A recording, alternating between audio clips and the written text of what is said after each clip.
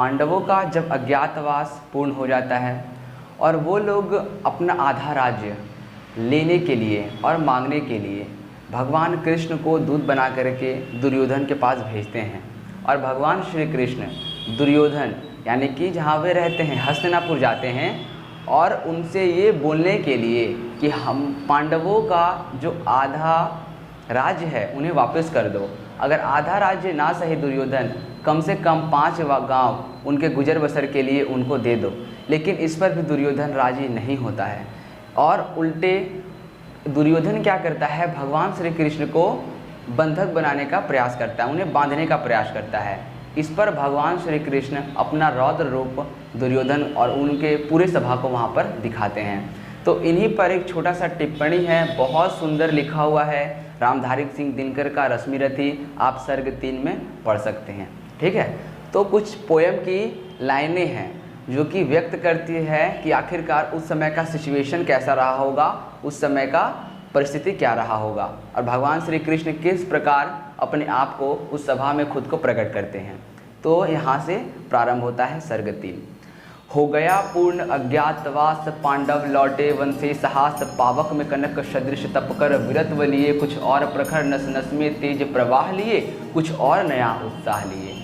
सच है विपत्ति जब आती है, कायर को ही दहलाती है, सूरमा नहीं विचलित होते, क्षण एक नहीं धीरज खोते, विघ्नों को गले लगाते हैं, कांटों में राह बनाते हैं, मुख से न कभी उफ कहते हैं, संकट का चरण न कहते हैं, जो आ पड़ता सब सहते हैं, उद्योग निरत नित रहते हैं।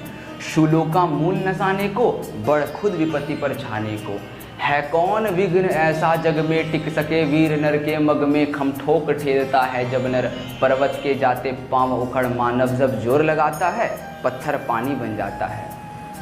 गुण बड़े एक से एक प्रखर है छिपे मानवों के भीतर, मेहंदी में जैसी लाली हो, वर्तिका बीच उजियाली हो, बत्ती जो नहीं जलाता है, रोशनी नहीं भा पाता है।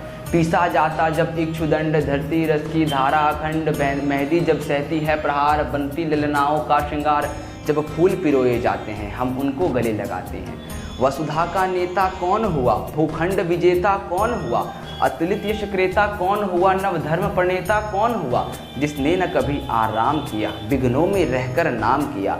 जब विघ्न सामने आते हैं सोते से हमें जगाते हैं, मन को मरोड़ते हैं पल पल, तन को झंझोड़ते हैं पल पल, सतपथ की ओर लगा कर ही जाते हैं हमें जगा कर ही। वटिका और वन एक नहीं, आराम और रण एक नहीं, वर्षा अंधड़ आता पखंड, पौरुष के हैं साधन प्रचंड। वन में प्रसून तो खिलते हैं, बागों में शान न मिलते हैं, कंकड़ियाँ जिनकी सीध सुधर, छाया देता केवल अंबर, विपदाएं दूध पिलाती है, लोरी आंधियाँ सुनाती हैं, जो लाक्षा ग्रह में जलती हैं वही शूरमा निकलते हैं। बढ़कर विपत्तियों पर छा जा मेरे किशोर मेरे ताजा, जीवन का रस छन जाने दे, तन को पत्थर बन जाने दे, तू स्वयं तेज भयकारी है, क्या कर सकती चिंगारी है। वर्षों तक वन में घूम घूम, बाधा विघ्नों से चूम चूम, सह धूप घाम पानी पत्थर, पांडव आए कुछ और निखर, सौभाग्य न सब दिन सोता है, देखे आगे क्या होता है। अब भगवान श्री कृष्ण हस्तिनापुर जाते हैं अपना प्रस्ताव लिखकर, और इसके बाद क्या होता है आप आगे के लाइनों में सुनिएगा। मैत्री की राह बताने को, सबको सुमार्ग पर लाने को, दुर्योधन को समझाने को, भीषण विध्वंस बचाने को, भगवान हस्तिनापुर आए, पांडव का संदेशा लाएं। दो न्याय अगर तो आधा दो, पर इसमें भी यदि बाधा हो तो दे दो केवल 5 ग्राम, रखो अपनी धरती तमाम, हम वहीं खुशी से खाएंगे, परिजन पे हंसी न उठाएंगे। पर वह भी दुर्योधन दे न सका, आशीष समाज से ले न सका, उल्टे हरि को बांधने चला, जो था साध्य साधने चला, जब नाश मनुज पर छाता है, पहले विवेक मर जाता है। हरि ने भीषण हुंकार किया, अपना स्वरूप विस्तार किया, डगमग डगमग दिग्गज डोले, भगवान कुपित होकर बोले, जंजीर बढ़ाकर साध मुझे, हाँ हाँ दुर्योधन बांध मुझे। यह देख गगन मुझ में लय है, यह देख पवन मुझ में लय है, मुझ में विलीन झंकार सकल, मुझ में लय है संसार सकल, अमृतत्व फूलता है मुझ में, संहार झूलता है मुझ में। उदयाचल मेरा दीप्त भाल, भूमंडल वक्षस्थल विशाल, भुज परिधि को घेरे है, मैनाक मेरु पग मेरे हैं, दीप्ते जो ग्रह नक्षत्र निकर, सब है मेरे मुख के भीतर। दीर्घोतो दृश्य अकांड देख, मुझ में सारा ब्रह्मांड देख, चर अचर जीव जग छर अक्षर, नश्वर मनुष्य सुर जाति अमर, शतकोटि सूर्य शतकोटि चंद्र शतकोटि सरिता सर सिंधु मद्र शतकोटि विष्णु ब्रह्मा महेश शतकोटि जलपति विष्णु धनेश शतकोटि रुद्र शतकोटि काल शतकोटि दंडधर लोकपाल जंजीर बढ़ाकर साध इन्हें, हा हा दुर्योधन बांध इन्हें। भूलोक अतल पाताल देख, गत और अनागत काल देख, यह देख जगत का आदि सृजन, यह देख महाभारत का रण। मृतकों से पटी हुई भू है, पहचान इसमें कहाँ तू है। अंबर में कुंतल जाल देख, पद के नीचे पाताल देख, मुट्ठी में तीनों काल देख, मेरा स्वरूप विकराल देख।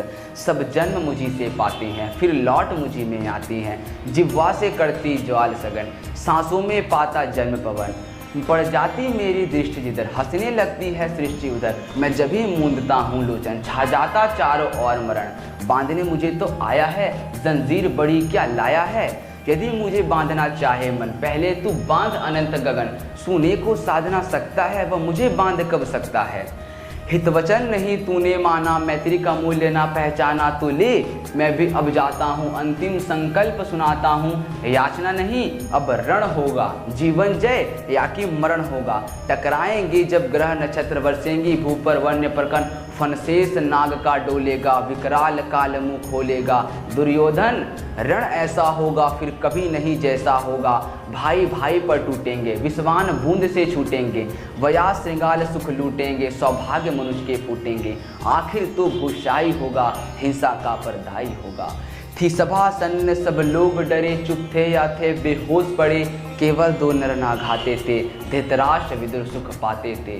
करजोर खड़े प्रमुदित निर्भय, दोनों पुकारते थे जय जय।